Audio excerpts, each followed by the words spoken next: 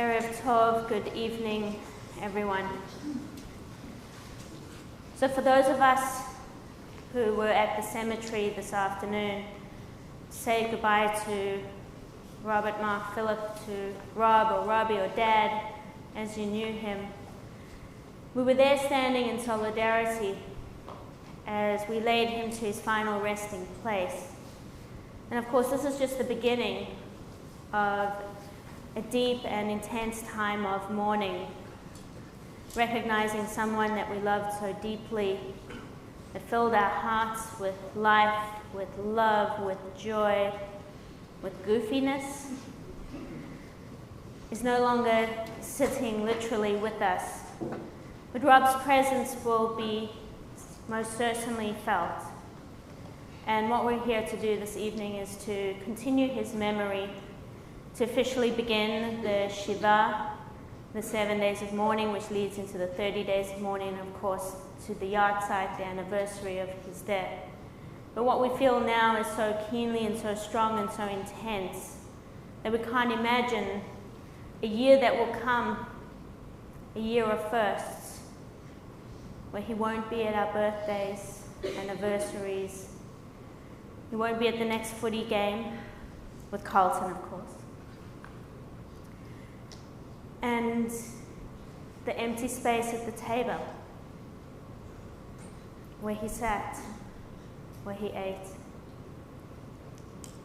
And I'm not here to tell you that things will get easier, because it's so hard to imagine that at the moment.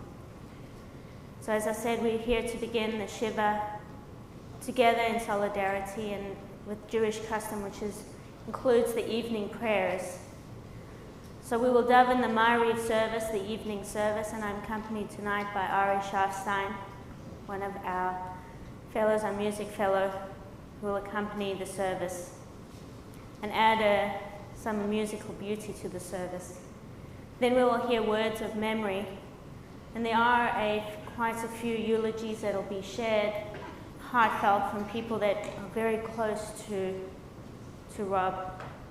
And then we'll conclude with our morning prayers, mourning as in not morning daytime, but mourning as in memory. So I invite you to open your prayer books if you have one. I think there may be one between two in some cases, to page 3.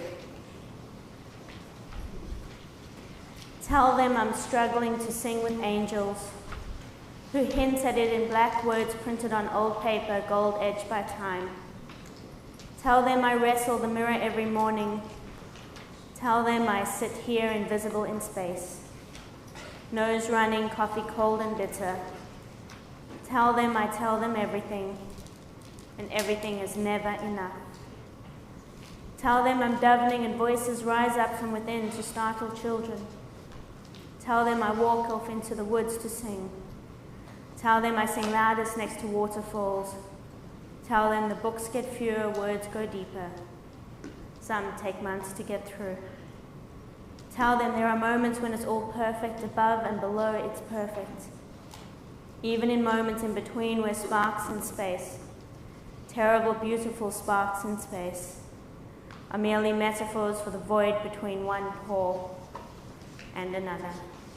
Let us rise for the Baruch Hu on page 4.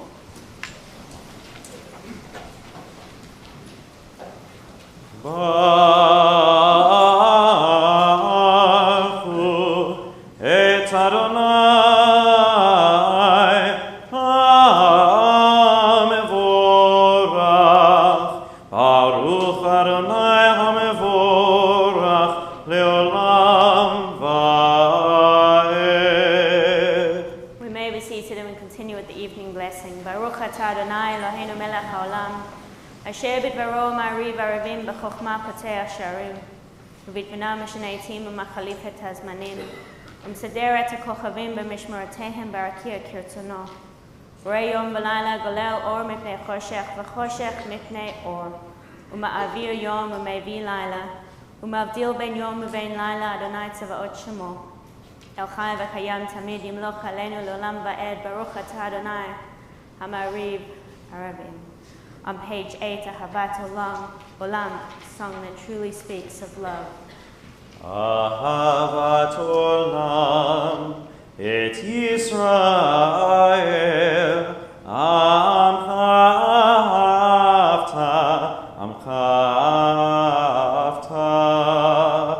תורה ומצוות, חוקים ומשפטים, אותנו למדת, אותנו למדת. על כן אדוני אלוהינו בשוכבנו, וקומנו נשיח בחוקיך, ונשמח בדברי תורתך ומצוותיך לעולם ועד, כי הם חיינו ואורך ימינו, ובהם נגה יומם ולילה, נגה יומם ולילה. ואהבתך אל תסיר ממנו לעולמים, ברוך אתה אדוני אוהב עמו ישראל. שמע ישראל, אדוני אלוהינו, אדוני אחד. ברוך שם כבוד מלכותו לעולם ועד. ואהבת את אדוני אלוהיך בכל לבבך ובכל נפשך ובכל מאודיך, והיו הדברים האלה אשר אנוכי מצווך היום על לבביך, ושיננתם לבניך ודיברת בם, בשבתך בביתך ולכתך בדרך, ושוכבך וקומך, וקשרתם לאות על ידיך, והיו לטוטפות בין עיניך, וכתבתם על מזוזות ביתך ובשעריך. ויאמר אדוני אל משה לאמור, דבר אל בני ישראל ואמרת עליהם, ועשו להם ציצית על כנפי בגדיהם לדורתם, ונתנו על ציצית הכנף פתיל תכלת, והיה לכם לציצית וריתם אותו, וזכרתם את כל מצוות אדוני עשיתם אותם, ולא תטורו אחרי לבבכם ואחרי עיניכם אשר אתם זונים אחריהם, למען תזכרו ועשיתם את כל מצותי, הייתם קדושים לאלוהיכם. אני אדוני אלוהיכם, אשר הוצאתי אתכם מארץ מצרים, להיות לכם לאלוהים. אני אדוני אלוהיכם. Adonai Elohechem, Emet, on page 15. In a world torn by violence and pain, a world far from wholeness and peace, give us the courage to say there is one God in heaven and earth. The high heavens declare your glory, may earth reveal your justice and love. From bondage in Egypt we were delivered. At Sinai we bound ourselves to your way. Inspired by prophets and instructed by sages, time and again we overcame oppressive forces.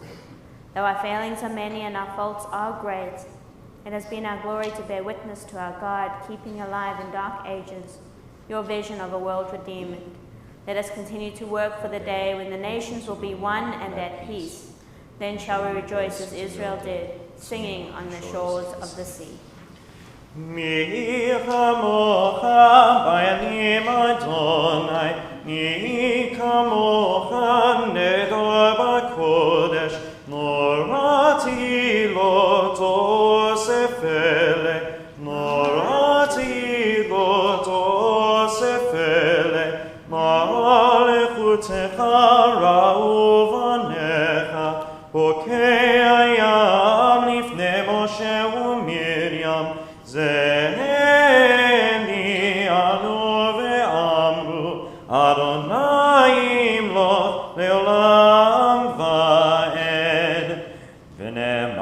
יפדה אדוני את יעקב, וגלו מיד חזק ממנו, ברוך אתה אדוני, גל ישראל. On page 19. Let there be love and understanding among us. Let peace and friendship be our shelter from life's storms. Eternal One, help us to walk with good companions, to live with hope in our hearts and eternity in our thoughts, that we may lie down in peace and rise up waiting to do your will. Baruch atah Adonai, Shomer Amo Yisrael, La'ad. We rise for the Chatzi Kaddish on page 20.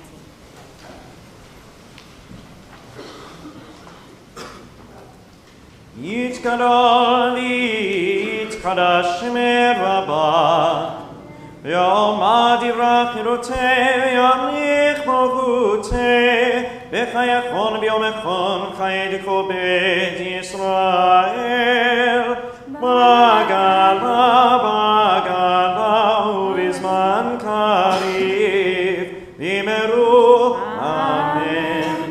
יהי שמי רבה מברך, העולם עולם מעלמיה, יתברך, יתברך, וישתבח, ויתפעל, ויתרומם, ויתנשא, ויתהדר, ויתעלה, ויתהלל, שמי קדושה ברכו, לילה מן כל ברכתה, ושירתה, ושמחתה ונחמתה, דמירן בעלמה, ואמרו אמן. The Amidah on page 22. אדוני שבתי תפתח, ופי יגיד תהילתך. ברוך אתה אדוני, אלוהינו ואלוהי אבותינו ואמותינו, אלוהי אברהם, אלוהי יצחק ואלוהי יעקב, אלוהי שרה, אלוהי רבקה, אלוהי רחל ואלוהי לאה, האל הגדול, הגיבור והנורא, אל עליון, גומר חסדים טובים וקונה הכל, וזוכר חסדי אבות ואמהות, ומביא גאולה לבני בניהם, למען שמו באהבה, מלך עוזר משיח ומגן, ברוך אתה אדוני, מגן אברהם ועזרת שרה. אתה גיבור לעולם אדוני, מחיי מתים אתה רב להושיע, משיב הרוח ומוריד הגשם, מזריח השמש ומוריד הטל. מחכה לחיים בחסד, מחיי מתים ברחמים רבים, סומך נופלים ורופא חולים, ומתיר אסורים, ומקיים אמונתו לשני עפר. מי כמוך מעל גבורות, ומיתו מלך, מלך ממות ומחיי מצמיח ישוע, ונאמן אתה להחיות מתים, ברוך אתה אדוני, מחיי המתים. אתה קדוש ושמך קדוש, וקדושים בכל יום יהללוך סלע, ברוך אתה אדוני, האל הקדוש. We continue with the Amidah on page 32, and we continue silently reading either the right or the left-hand side of the page, and we'll come together at the end for Seh Shalom on page 46. And please feel free to be seated once you have finished with your personal prayers.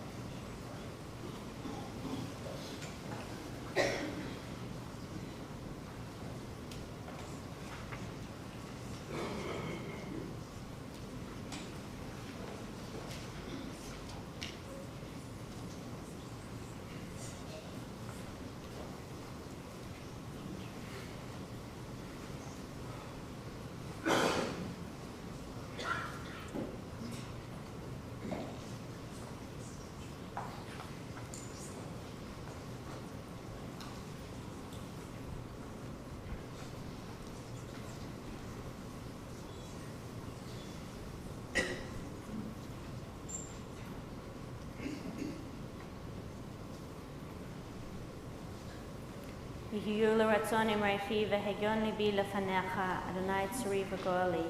the words of my mouth and the meditations of my heart acceptable to you, O God, my rock and my redeemer. Ose shalom nimromah, uyase shalom aleinu, ve'al kol Yisrael, ve'imru amen. Ya'ase shalom, shalom aleinu, ve'al kol Yisrael, Ya'ase shalom, shalom aleinu ve'al kol Yisrael. Ya'ase shalom, shalom aleinu ve'al kol Yisrael. Ya'ase shalom, shalom aleinu ve'al kol Yisrael. Ya'ase shalom, shalom aleinu ve'al kol Yisrael. Va'al kol yoshvei tevel, may God bring peace to the entire world, and we say, Amen. So friends, this is an opportunity now, before we head into the morning prayers of Yizkor, of memory, for us to share some words of memory, a eulogy or hesped as it may be known. And so I know we're going to hear from James, Nathan and Aaron, Rob's sons, and then from Ashley on behalf of Miriam, Rochelle, Brett, Simon and Francine. So boys, if you'd like to come on up.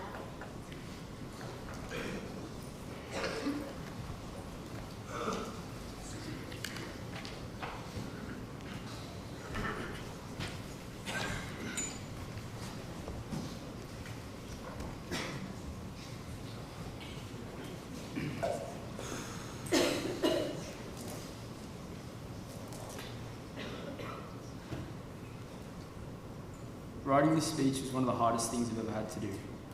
Trying to summarize a whole life of memories and the impact he had on my life in only a few short pages felt like such an injustice to the incomparable man he truly was. This time last week, I had absolutely no idea that my life was going to be turned upside down and that my heart would be broken into so many pieces. Never would I ever imagine that I would lose my beautiful dad so soon.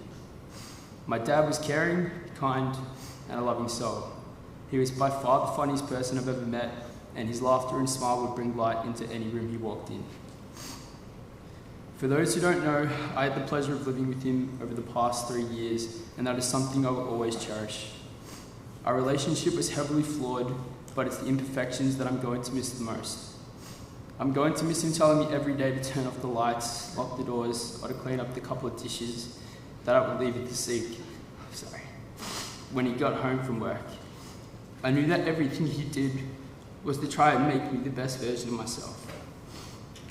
My dad was the first person I would call whenever I achieved in my studies or work, and he would always tell me how very proud he was. Anything I ever asked of him, he would do without any hesitation, and he was always there for me. He always believed in me, and he always just wanted the best for us 3 boys. I'm going to miss the cheesy jokes he would tell me, the constant laughter, and your incredible spirit. You are by far the most important man in my life, and I'm so honoured to be able to call you my dad. It breaks my heart that I would never be able to hold your hand or talk to you about my day. I'll tell you how much I love you, but I know that you knew and felt the unconditional love I had for you. There will always be a hole in my heart.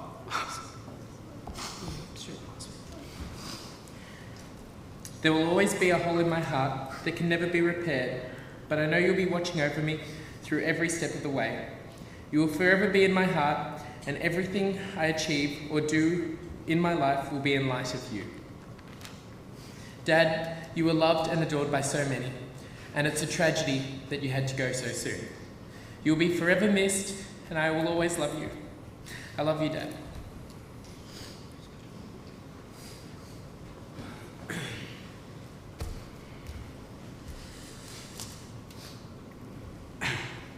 Writing this eulogy was hard. It was hard to find the words to describe how much my dad meant to me. He was everything to me. He became my mentor and best friend. My dad would always find ways to cheer me up by making silly jokes that somehow would lighten up the room. He would be there to give me advice and encourage me to always strive to be the best person I can be. He used any occasion to find a reason to message me and would express how much he loved our chats and how close we became. I want to thank my dad for encouraging me to go on my trip.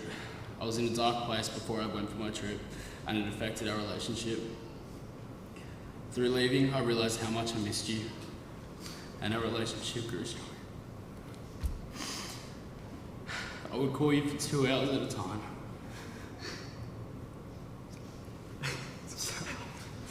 I would call you for 2 hours at a time. And we would talk about anything and everything.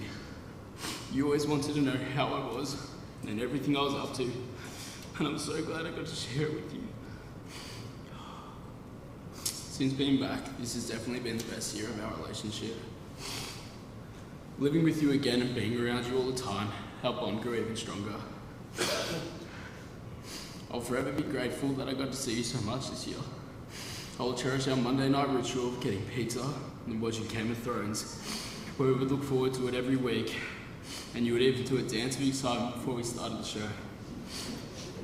I can't explain how much I enjoyed Tuesday night tennis with your dad, which became my favourite night of the week.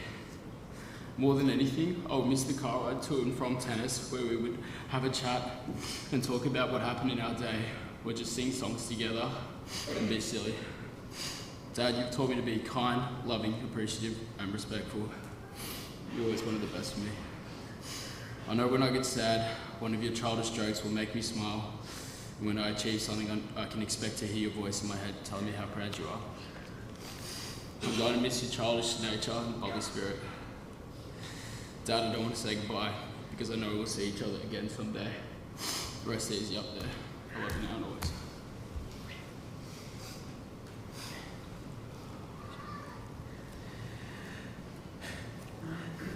My darling Dad, you wouldn't believe it, but we, your 3 boys, are here on time and we're dressed for the occasion. I wanted to take some time on behalf of us 3 to thank everyone who's here, both physically and the people who couldn't be here but are here in spirit. Dad would be just so amazed with the love and support that we've received. I wish I could thank everyone personally, but I did want to make a few specific thanks. And the first of which is to the Forster family. Simon, Anna, Stephen and Maddie, you offered my dad so much support, rain, hail or shine. You were his second family, and I'll be forever grateful for that. I wanted to thank Brett, who picked him up and offered him a home and some amazing dinners and much needed cooking advice when he needed it most. I'm grateful to the Rosen family, whose generosity helped my family and my dad when we needed it the most. I'm grateful to Rochelle and the entire Obel family. You guys are the truest version of family to both him and us 3 boys. My brothers and I could certainly learn some things on how to treat each other from you, Rochelle. I'm grateful to Francine, and of course, your 2 loving kids. You came into his life 4 years ago and shared what was, no doubt, a truly special love. You brought him so much joy, but more than that, you built him up to his best self. And I thank you for that every day.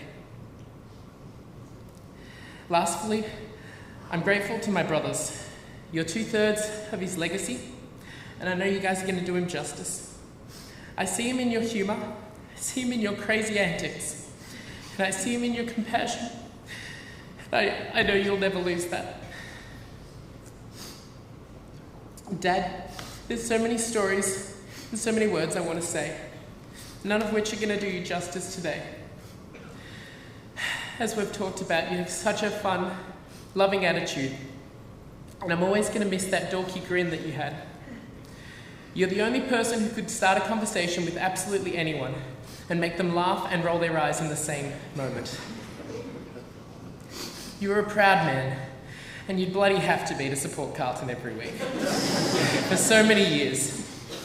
I'm so happy that I got to spend almost every weekend with you at the game. And thank you for dooming me to this. You were so proud of your family.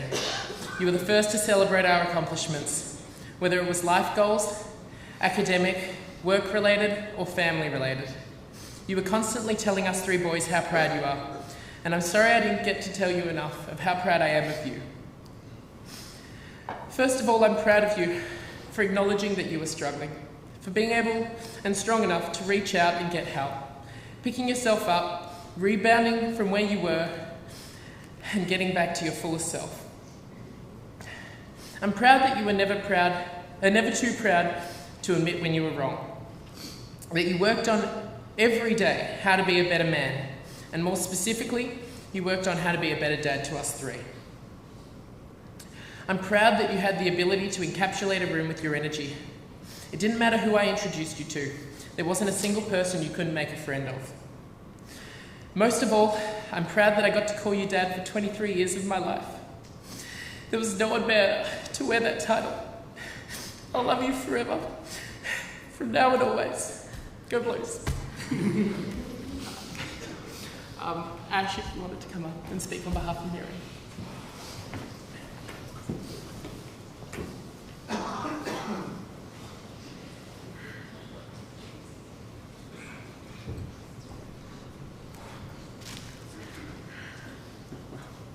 I've stood here since my bar mitzvah. Getting flashbacks. A little shorter. So if anyone who doesn't know me, I'm Ash, I'm Rob's favourite nephew. I'm just reading out a message on behalf of my auntie, Rob's half-sister from London, who couldn't be here today, just a short message. So she says, "Hello all, and especially to you, Rochelle. As some of you know, I'm Miriam, not me, but I'm Miriam, Robert's half-sister. Rob and I only met for the first time in 1999 when I visited the Phillips' hometown, Melbourne, the city where I was born. It was the most magical trip. A surprise for our dad's 70th birthday that dear Esther and I organised behind Henry's back. Rob and Rochelle picked me up, their elder sister, from the airport. I remember clearly looking into Rob's dark brown eyes, and it was a reflection of my own. It was a strange but amazing feeling. Then we took a few steps together and noticed that when we are nervous, we both chewed the skin around our thumb. The same hand, the same finger, identical thumbs chewed to the bone. I knew at that moment, even though we had only just met, he was my true biological brother. As I read all the overflowing tributes to Robert over the past 5 days, I knew and felt that in the few days we spent together, all that I felt about him was true. Then I heard about this amazing lady he met, Francine, that made his new life whole. My pain and love goes out to my sister Rochelle. I always remember you were and are the best sister to him and for him. May time heal all our pain, and remember that Robert's best asset is to make us all smile when we think of him. Thank you." Great. Sorry, Rochelle first, and then you.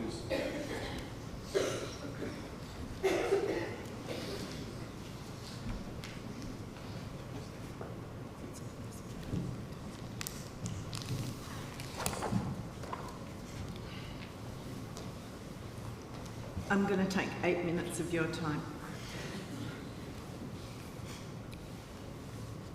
Never in my wildest dreams did I ever think I would be standing before you reciting a eulogy for my 54-year-old brother. It is something I cannot and will not ever comprehend, how something as truly tragic as this could happen to a neshama, a soul of gold. My brother Rob was born at the Mercy Hospital on the 28th of July 1964. My slim, pale-skinned, blue-eyed mother had given birth to an enormous baby with very dark skin, dark curly hair and big pink lips. She and the family were somewhat bewildered at the appearance of her coloured child. At that time, Jomo Kenyatta was the president of Africa, and so Rob became affectionately known as Baby Jomo. Mum, Dad and Rob lived in Grosvenor Road, East Hawthorn, and struck up a lifetime friendship with the next door neighbours, the Briley's. Rob and Tim Briley had lots of fun pushing their plastic motor mowers around as toddlers, and I know he had the fondest memories of these years. As our little family grew, the Philipp family grew, Mum and Dad purchased a house in Rosedale Road, Glen Iris, and we moved in on the 16th of July 1969, the very day that man landed on the moon. Rob and I grew up in the perfect, loving family in Rosedale Road, Glen Iris. We had an idyllic, happy childhood where he would punch the hell out of me, and I would scratch the shit out of him. But our home was always filled with conversation, laughter and love. Days were spent riding our bikes down the street, playing in the garden or playing board games that generally ended up in yet another punching, scratching, screaming match, usually his fault. Mum used to always say that whenever she picked up Robbie from school, it amazed her that he always smelled like farts and lead pencils. In the early 70s, a family of 6 moved into our street, and so began a lifetime of friendship between the Phillips and the Masterton family. Robbie and Andrew Masterton spent hours and hours playing kick-to-kick on the triangular patch of grass opposite our house. Andrew in his Hawthorn jersey and Rob proudly wearing the navy blue. Dad's long association as trainer at the Carlton Football Club afforded Rob and Andrew many opportunities to go to the footy and spend time with the players in the change rooms. Andrew reminded me that they were only 10 years old and probably saw stuff young fellas shouldn't see or hear. Rob and Andrew joined the local clubs together, and so began a very long association with the Scouts of the first Camberwell South movement. Rob's life was made even richer by with his Scout mates, regular meetings, camps, interstate jamborees that he loved so much.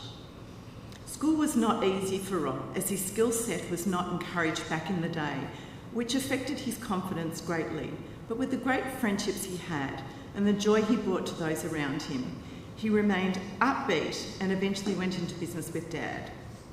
Life became the most joyous for Rob when on the 30th of May 1996, I could be wrong, James was born. Once again, questions remained when my dark-haired, dark-skinned brother had a blonde-haired, blue-eyed son. He was besotted with his beautiful boy, telling me he was a genius by about day 2. Rob and I revelled in seeing little Jessie and little James playing together, and the joy in seeing the beginning of a new generation.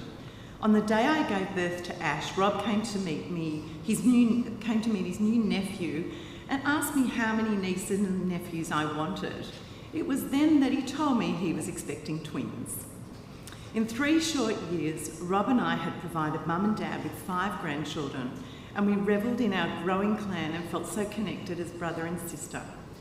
We were incredibly proud of our new son Ash, but every time someone laid eyes on our beautiful boy, they would always follow with, "Oh my God, he looks like Rob." It was constant and relentless, and at the time, insanely irritating. Rob used to delight and look at me and say, "It's not my fault you married a guy who looks like me." I don't mean to use this as a forum for complaining about children, but if truth be told, Ash was a pain in the bum as a baby. He never stopped whinging. Inexplicably, however, Ash would only stop whinging whenever his Uncle Robbie held him. Although I was so grateful at the time, Rob's smug look of, "See?" made me want to sharpen up my scratching skills again. I recall one occasion when James, Aaron, Nathan and Ash were taken to visit Robbie at work. One of Robbie's clients looked at the 4 little ones and said, "I see the little dark one's obviously yours, but whose are the others?" "Actually, no, the dark one is my sister's and the blonde ones are all mine." Rob rejoiced in every achievement of his children as they grew. He was a doting and proud dad. After an extremely difficult period of time for Rob, but supported by the love of our extended family, the Rosens, the Phillips and the Mastertons, and with the encouragement of his closest friends, the Forsters, and other mates by his side, life took on a new direction, and every day we could see Rob reclaiming his life and becoming his genuine, happy self again. Rob finally settled in a house that was his castle, and life for Rob could be described as blue label. Aaron had just moved in and was studying for his business degree. Nathan had just finished his degree in psychology and was about to leave for a trip of a lifetime with his gorgeous Jade. James got his science degree and had a fantastic job. Everything was just going so well for Rob. On June the 13th, Rob suffered a severe heart attack which rocked us to the core, but he took on the fear and shock with positivity, determination and good humour. He knew he had Team Robbie behind him determined to do whatever it would take to bring him back to health, with so much ahead of him. He even sat in the cardiac ward strapped to a beeping monitor with his scarf wrapped around his neck, cheering on his blue boys. At that time, I worried so much that backing the Blues might be just too taxing on his heart. We did get up to some shenanigans in the hospital. The sign on his door said, "Hi, my name is Robert Philipp." Underneath the sign said, "But I like to be called Robert Philipp." Given that he was strapped to machines with limited movement, we chose to change the part that said, "I like to be called Robert Philipp" to, "I like to be called Loretta." Fits of laughter followed, and we couldn't wait for the first nurse to walk in, look at the sign and then say, "Hello Loretta, I've come to do your obs." After the shock of his heart attack, he was overwhelmed by the outpouring of love and support from so many people who cared so much about him. He delighted in sitting with Jessie in his hospital bed, doing an audit of the numbers of well-wishers. Rob had time to meet with the cardiologists at Monash and consider the most important questions to ask. Loving Francine as much as he did, all he really cared about was how long would it take before he could get back on the job? And I don't mean going back to work. But the hardest part to come to terms with is that Rob found the truest, most real, most genuine love of his life in Francine, who was due to move in with him in November and formally begin the rest of their lives together. She was his reward and he was her reward. After some difficult years, we were finally to become one big, loud, blissfully happy blended family. I don't understand how a heart can betray you like that when it's such a truly good and kind heart. Robert always wanted to please and do the right thing by everyone in his life, and no one ever had a bad word to say about him. Rob and I had graduated from the years of punching and arguing to becoming the closest and dearest of friends, support for each other and confidants. We were siblings who, after the loss of our parents, were totally devoted to one another. When our mum died, she asked me to promise that we would look after one another. I feel proud that I stand here today knowing I upheld my end of that promise. I will miss the phone call starting with a cheery, "Hey Shell," and sitting around the Shabbat table with his big brown happy eyes, broad shoulders, rotund belly and hair starting to grow out of weird places, just like Dad. He'd always look around at his kids, chatting and laughing, and he'd whisper to me, "Isn't this just great, Shell?" Nothing made me happier than seeing him and Francine holding hands under the table and giggling like two young, starry-eyed teenagers in love. People describe Rob as genuine, a top bloke, sensitive, warm, thoughtful, gentle, kind, and loving with a seriously average sense of humour. Our laughter soon turned to devastation with one phone call, the news that Rob had suffered an unsurvivable episode and had died. I lay on my stomach on the floor of my house, screaming so loudly my voice could be heard in the street. Not a fibre in my body could have ever prepared me for that call, and I can honestly say that every fibre in my body is broken. His low-fat, low-sodium, low-sugar dinner was freshly cooked on my bench and ready to be delivered to help support his path back to good health. The night Rob passed, I lay on his bed with my 3 nephews.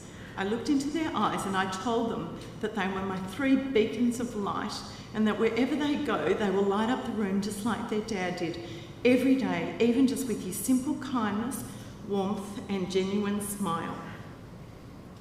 I don't know how I will get through our upcoming overseas trip of a lifetime without Rob. He was so incredibly excited to share this experience with Sam, Francine and me. I will stand at our niece's wedding in London without her proud uncle's smile standing next to me. I will walk through the streets of Prague with his children, sipping local beer, as he was so excited to do, and I don't even like beer. I shall watch Croatian sunsets, wishing he was by my side, saying, "Isn't this just great, Shell?" For the rest of my life, I will never understand why a heart so golden could not sustain the beautiful man that was wrapped around it. What I do know is that his heart was the richest heart, filled with overwhelming love and happiness for where he was at in his life. And it's only the knowledge it's only this knowledge that will now sustain me and my broken heart for the rest of my life. He will always be my big, beautiful brother, and I'll always be his eternally devoted little sister.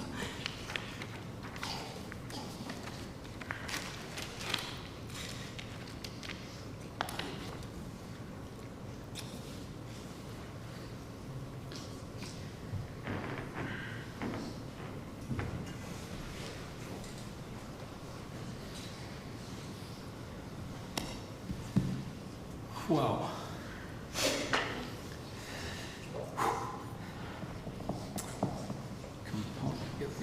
all right. And for those of you who don't know me, I'm Rob's cousin, or as he used to say, his twin, which was so ridiculous. What was more ridiculous is when he would do it as I was trying to chat up some girl at a pub or a nightclub, and then use his stupid humour to try and impress her, in which case she would walk away and I'd be left going, "Robbie!" It didn't happen once, it happened a lot. Robbie, big boy, clinger, the Golden Greek. He got that from the footy club when he was doing the VFA, rubbing guys down.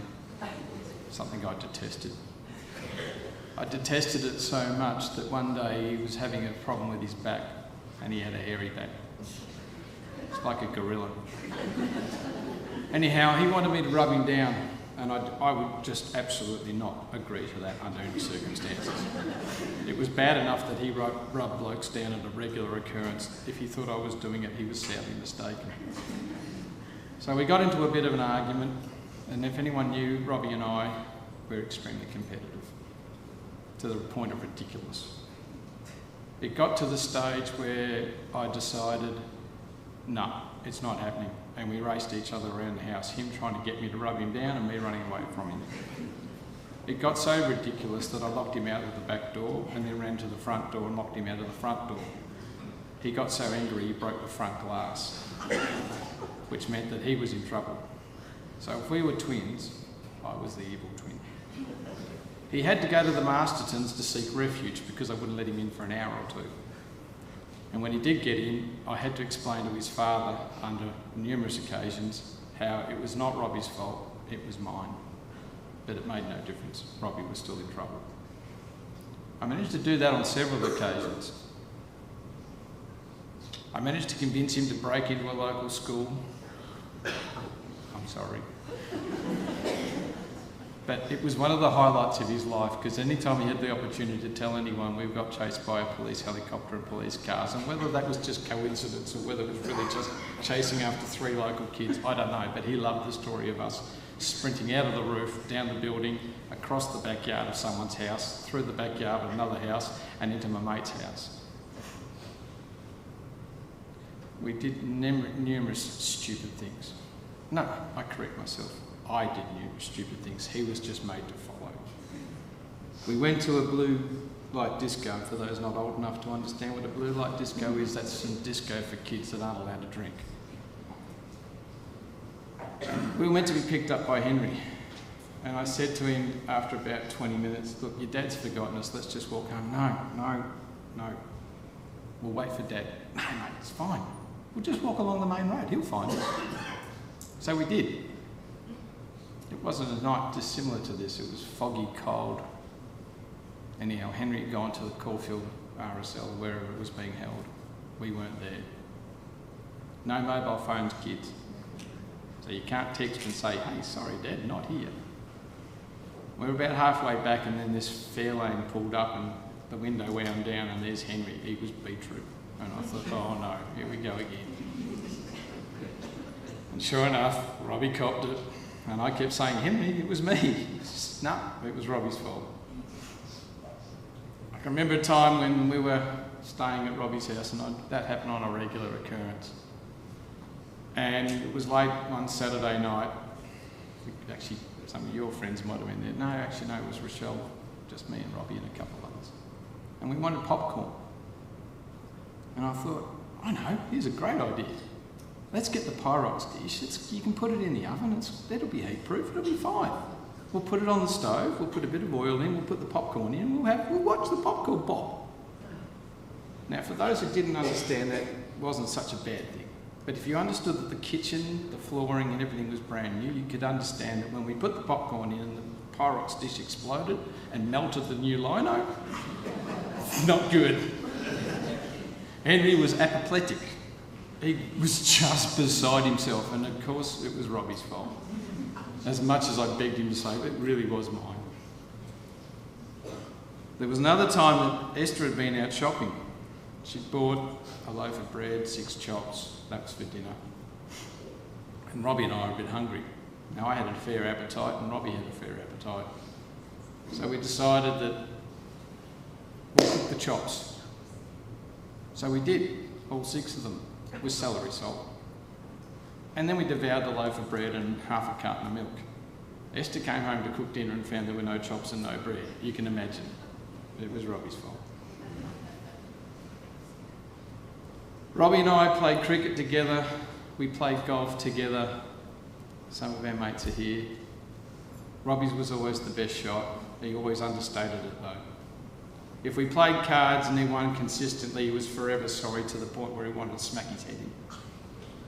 You can't begin to imagine how many times he raked in a big pile of cash and went, oh, sorry guys, you wouldn't believe it. I can't believe that just happened. He knew damn well what he was doing. There was one time at Healesville Golf Club, the green was on 3 levels. It went up 10 feet. And he loved this story. So I'd hit a very good shot. And I mean, when I say competitive, I mean competitive to the point where it got ridiculous. And my ball was on the green for 2 shots. He was sort of struggling to get there. And of course, we're both giving each other hell, you know.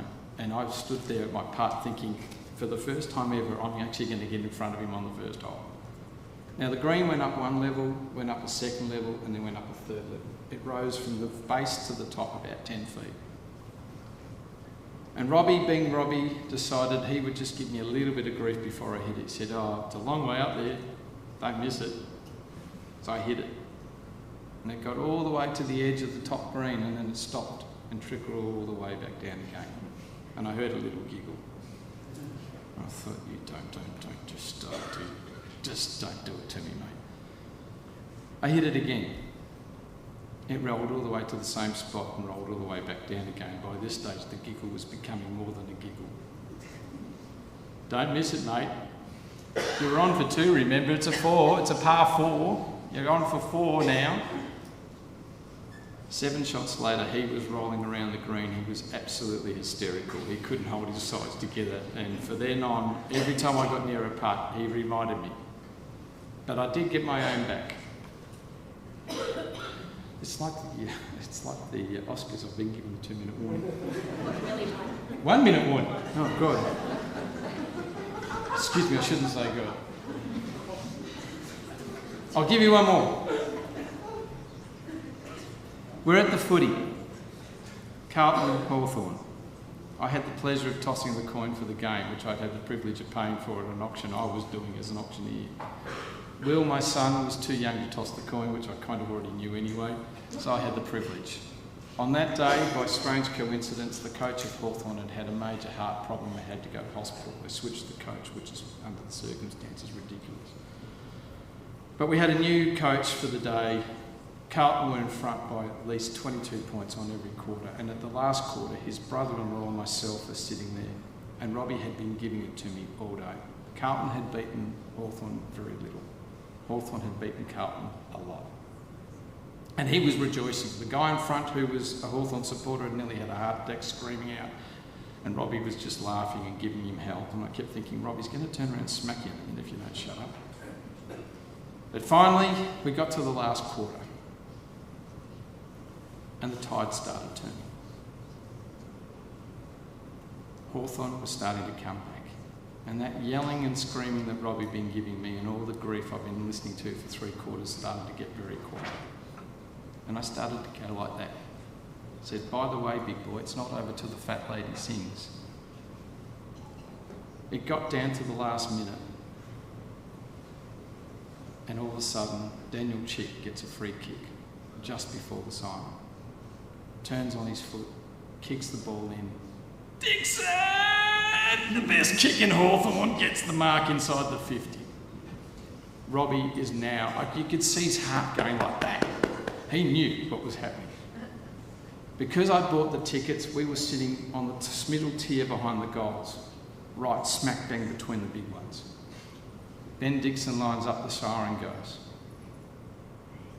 And I turned to Robbie and said, dead-eye Dick never misses. 99% guaranteed going in. Dixon walks up, smacks the ball through, and as the ball sailed literally over our heads, and there was film footage of this, by the way, of me jumping up in my white jumper going, yes! Straight to him. I've never seen Robbie so angry in my life. That was the only time, other than the umpires, that he ever got angry. That was Rob to a T. He's brought all of you people together from all walks of life, from all nationalities, from all religions, and he's the only one who can do that. He was my best brother, my brother from another mother, my cuz, my best mate, my confidant. I am going to miss him like there's no tomorrow. Thank you. Simon.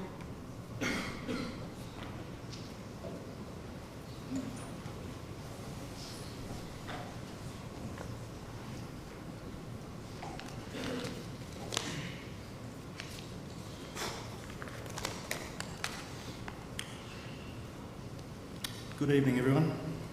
For those of you that don't know me, my name is Simon Forster, and with me is my wife Anna. And we, along with my family, are truly honoured to have been given this opportunity to say a few words about our great friend Rob. Unfortunately, it doesn't seem possible to relate to you all in a short period of time the impact he has had on our lives. So where to begin?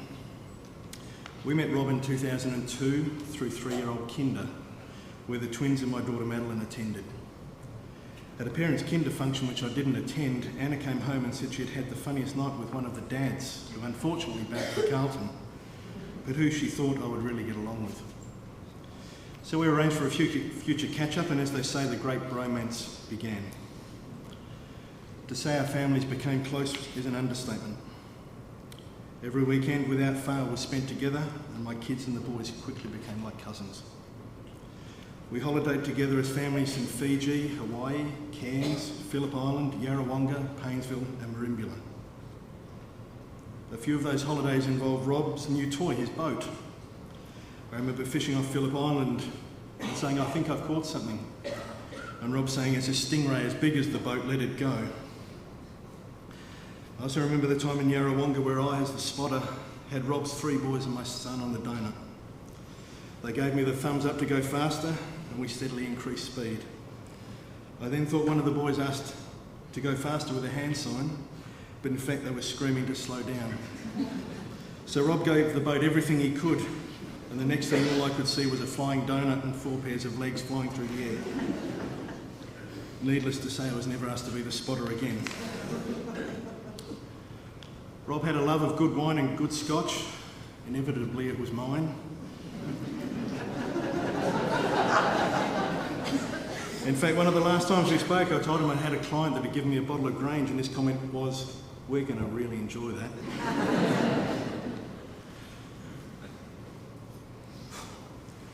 Rob loved his beloved blue baggers, and it was a source of much banter, mostly good humour over the years. He loved nothing more than to push Anna's buttons over her team Richmond, and especially letting her know how much he disliked Dustin Martin. Carlton and Richmond games were always the first game pencilled in on the calendar to see who would have bragging rights. the loser always having to wear the opposition scarf home. I also love to give it to Rob about how bad his team was. And we recently attended the North Melbourne versus Carlton game at a box at Marvel Stadium. Stephen, my son, and I, as the North Melbourne fans, in a box full of Carlton supporters. Suffice to say, Rob wore my scarf that night. Rob and I had a tradition each birthday where we had the same birthday card. Unsigned, no message, just the year written on the side. I only recently found that card and was getting it ready to give to him in July. Rob and I were the last of the big punters. We had our punters club account, and each Saturday one of us would alternate as the punter. Big bet's not a problem. Man, I've spent $35 today. And Rob's reply was, oh wow.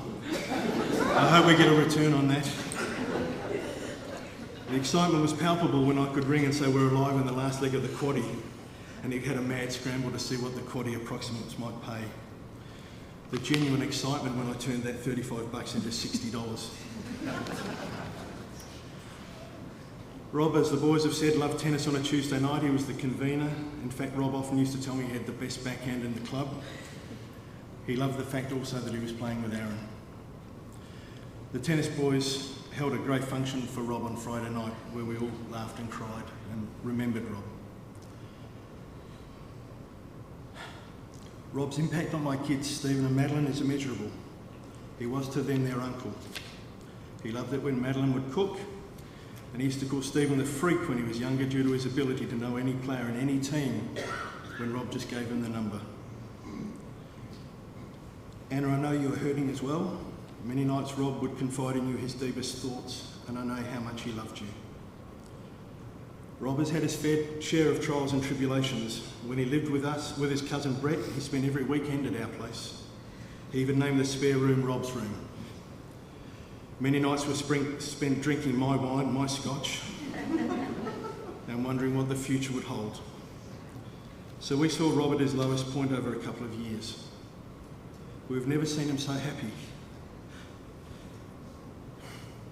Over the last 4 years after meeting Francine, his smile returned, the twinkle in his eye, and his love for life was back. He was genuine in his love for Francine, as much as we could see her love for him. They really were two soulmates. They had so many plans. She was often described to me as the complete package. He was besotted. He was always texting Francine, the source of much anger when we were having dinner, inevitably a dinner smothered in chili flakes. I had to be like a dad. Robert, put your phone away, we're having dinner. Rob was so happy he'd bought his place in Mulgrave. It meant he could have his boys stay with him again. He could entertain and have people over. I'm so happy that Rob recently travelled to Vietnam with Francine, and following their adventure on Facebook and seeing them so happy gives me so much joy. So I guess my closing message is just how unfair this whole thing has been.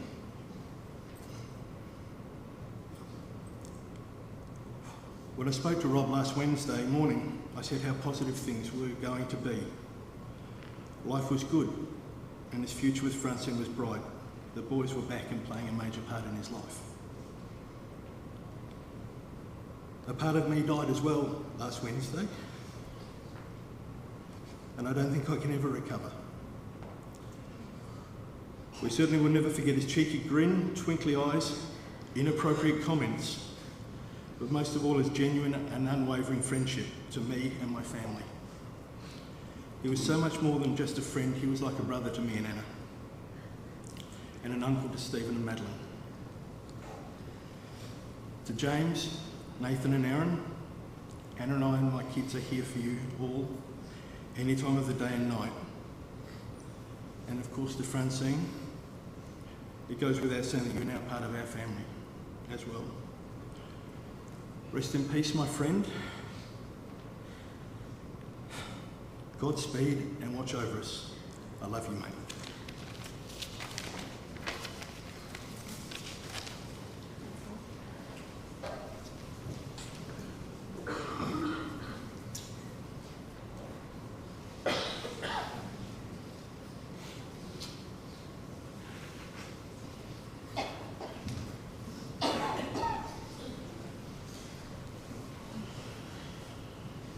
hope you can see me, I'm rather short. My Rob. I'm truly unsure where to start. How to convey what I feel in words seems impossible. What I can say is that I have lost the absolute love of my life. The pain that I am feeling right now is just unbearable, yet made only survivable by the love of my children and the outpouring of love and overwhelming support from family, friends and our community. Rob had so many friends in so many different areas of his life: tennis, work, business contacts, clients, scouts, golf, footy, of course. So I knew there were a lot of people who loved him. To see you all here sharing our pain just fills my heart with gratitude and pride. Having had a difficult past with the breakup of my marriage and a diagnosis of breast cancer that I've survived, I ventured into the terrifying world of online dating. Trying to be open-minded, I attempted to meet and chat with others in a similar situation to share our stories. Whilst looking at profiles in my online matches, I was immediately captivated by one photo which glowed with such genuine warmth and kindness. We began to chat online and we were very open and transparent about our pasts. Rob was actually not looking for a relationship, but he loved chatting, and for 4 months we communicated online. And that was something I respected. And one night we had been online for an hour and he asked, would it be okay if we talked on the phone, or is that being too forward? Then we spoke on the phone for hours while he was sitting in his car outside his cousin's house. And then we organised a pre-date date. Rob and I agreed to meet at a pub in Kensington, which I think was called the Quiet Man, and straight away we both knew there would be no turning back. It was instant. We both had an inexplicable connection that grew stronger each and every day, and we have not been apart since. For the next 4 years, Rob and I had a love so magical and effortless. People envied us, and often at Rochelle's for Shabbat, we were openly displaying our overwhelming affection for each other, and she would cover the children's eyes and say, "Nicht für die Kinder." Not in front of the children. It always made us giggle, but it never stopped us.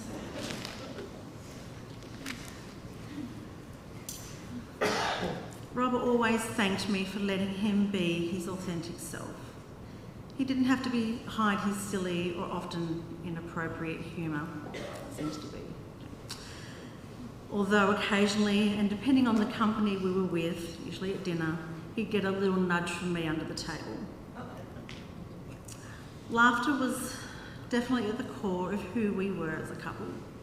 He often asked me, "Why do you love me so much? What's wrong with you?" To which I'd reply, "I have been waiting for you my whole life, but now I fear I'll spend the rest of my life missing you."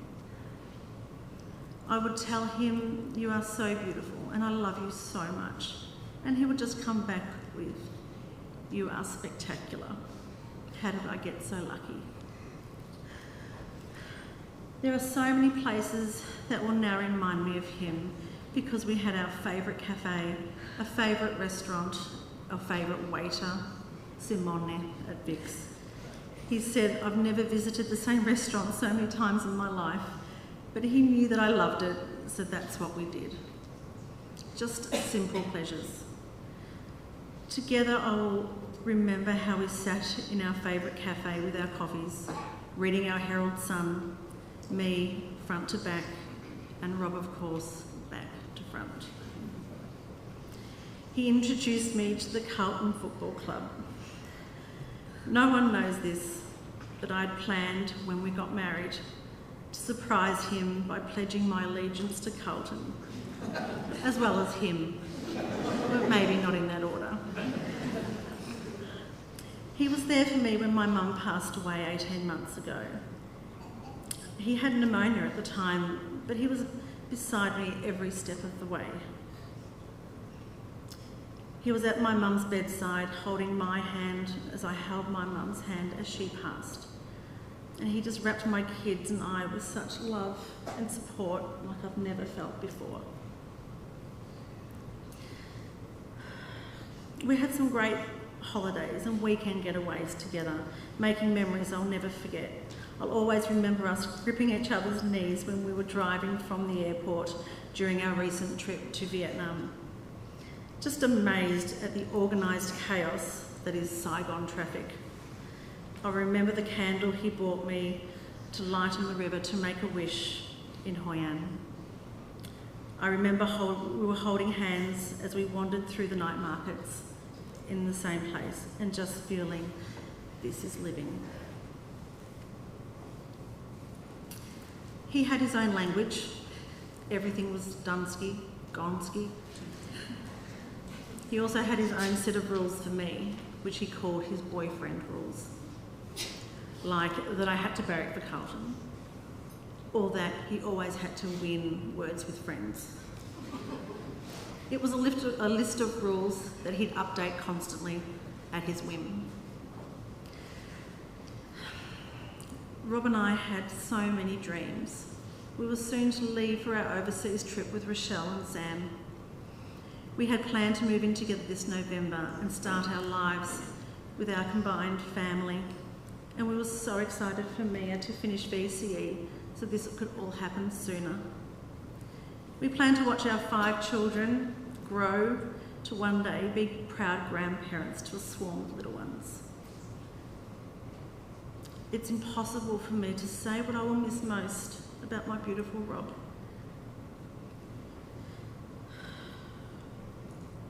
The way his presence lit up a room, his beaming, happy smile which would melt my heart. His big, long, embracing, strong hugs that made me feel so loved and protected. The simplicity of his gentle kiss. His infectious laughter that at times just made it hard to breathe.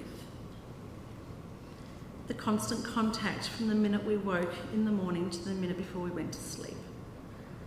The love that he had for our blended family and the joy he felt when we were all together.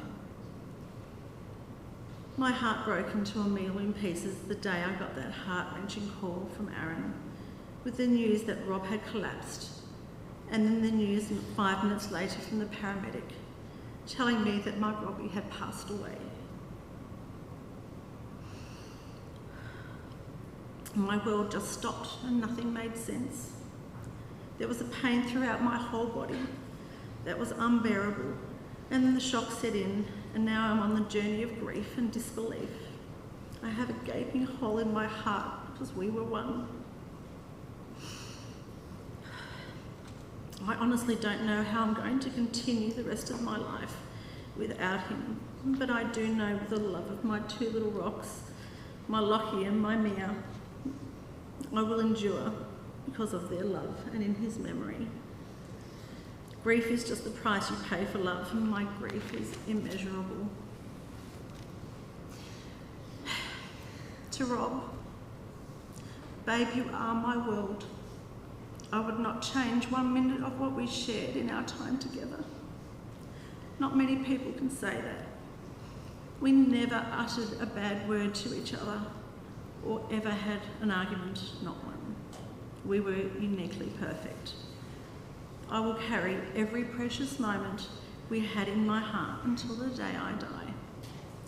I love you now, forever and always.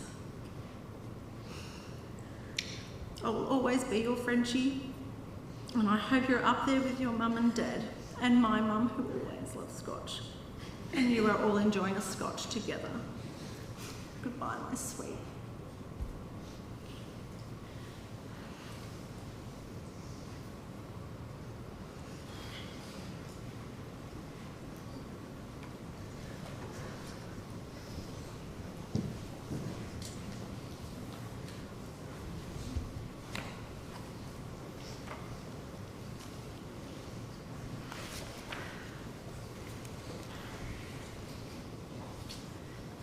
So friends, we move now into our service of mourning our year's core. Let us turn to page 65 for Esah A9.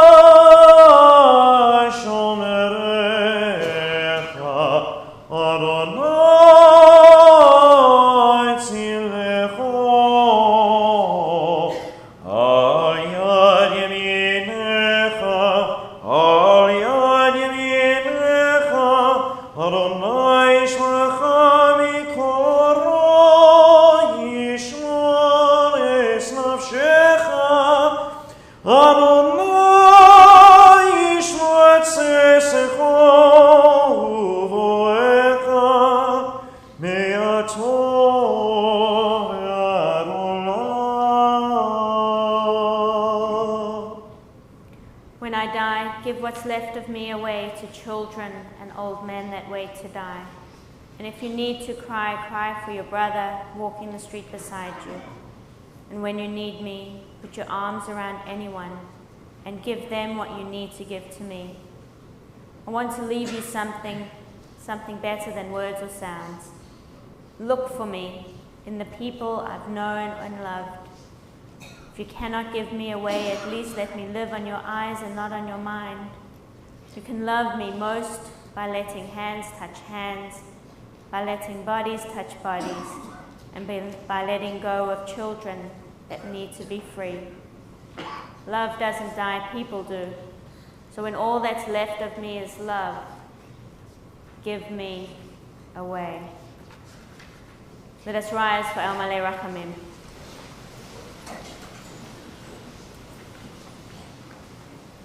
El Malei Rachamim, Shochen Amromi, Hamtzei Menucha Nechona, Tachat Kanfei HaShechina, Im Kodoshim Utorim, Zohar Harakia Masirim Nishmot, Mordechai Kolomnis Ben Chaim. שהלכו לעולמם, בעל הרחמים יסירם בסתר כנפיו לעולמים, ויצרור ביצרו חיים מנשמתם, אדוני הוא נחלתם, ינוחו בשלום על משכבם ונאמר Amen. Fully compassionate God on high, to our loved one Rob, who has entered eternity, grant clear and certain rest with you in the lofty heights of the sacred and pure, whose brightness shines like the very glow of heaven. Source of mercy, forever enfold him in the embrace of your wings. Secure his soul in eternity. O God, he is yours. May he rest in peace. Let us say, Amen. Remain standing as we turn to Aleinu on page 72.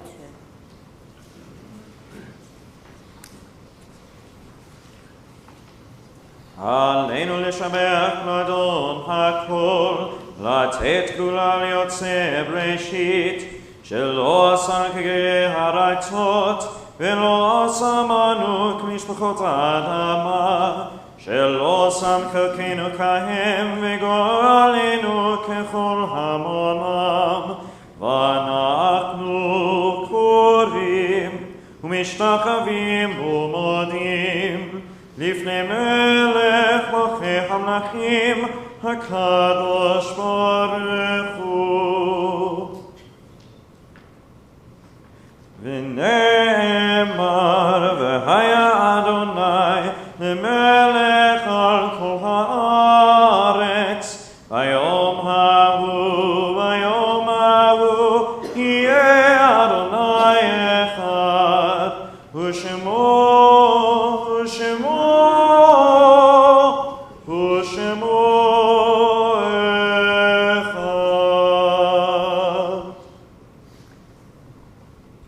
As I turned to face the ark, I noticed that there's a light that has gone out in the menorah. When I was here earlier today, the light was on, so I think it probably went out just before our Minyan. They say that the light is so much a part of our souls, so I think tonight we'll call that light for Rob, knowing he's not with us in presence, but certainly in spirit. We turn to Kaddish Yatom, the Mourner's Kaddish, on page 84.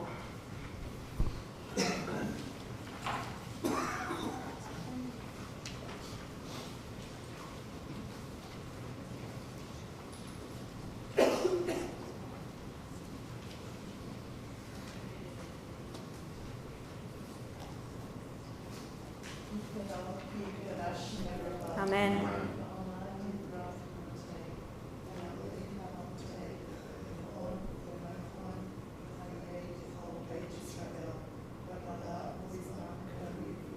Amen. Yehei Shmei Rabba Mevarach L'Olam L'Amei Almaya.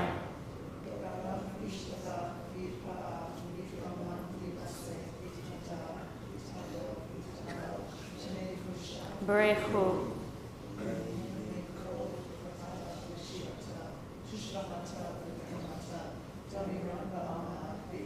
Amen.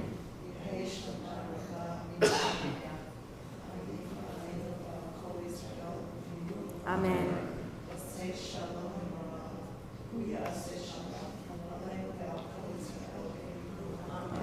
Amen. Hamakom Yenachem Echem B'toch Sha'ah Havlei Tzion V'Yerushalayim. May the source of peace send peace to you who mourn, and comfort you amongst all who are mourners in Zion and Jerusalem and around the world. And we say, Amen. Friends, this concludes our Shiva Minyan this evening. If I could ask you to please wait until Rob's family have entered into the lobby area. They'll stand there on both sides, and as is custom, we actually don't greet them, but it's for them to speak to us first. But if we do say something, we usually say, I wish you a long life and a good life, or simchas, may we see each other at times of joy. I wish you all a long life and a good life.